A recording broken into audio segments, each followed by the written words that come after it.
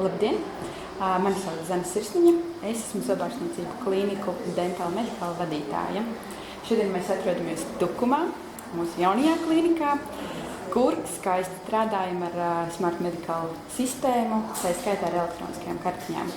Ar Smart Medical sistēmu mēs strādājam jau vairākus gadus, bet tā kā bijām nolēmuši pāriet uz elektroniskajām kartēm, tad veicām tirgus izpēti, skatījāmies, kādi ir iespējamie varianti un secinājām to, ka sadarbības partners, ar kuru jau strādājam ilgstoši, arī ir tas vispiemērotākais sadarbības partners elektronisko kartiņu jomā.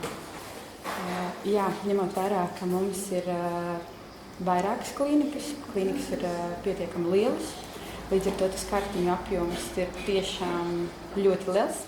Pacienti kartiņas, kuras bija tātad jādigitalizē, jāievada, jo tas lielākais uztraukums un tā lielākā baža par to, kā tas būs, kā tas notiks, bija tieši par to, vai daktariem būs pieejami šie pieraksti, kā viņi būs pieejami un kur viņi būs pieejami.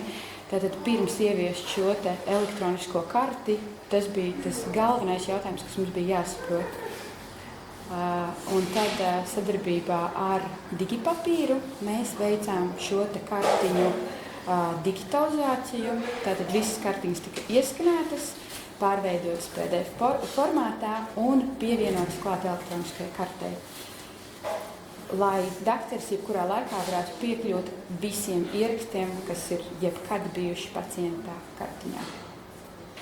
Ņemot vērā, ka mums ir 3 klīnikas un galvenā klīnikā koncentrējas Rīgā, kur ir pieejami visi apakšspecialitātes, ja tā var noteikt, gan endodontisti, gan ortodonti, gan ķirurgi, implantologi, kas mums pagaidām vēl nav pieejami šeit Tukumā, tad mums ļoti, ļoti svarīgi ir kartiņu un pacientu datu aprite starp klīnikām.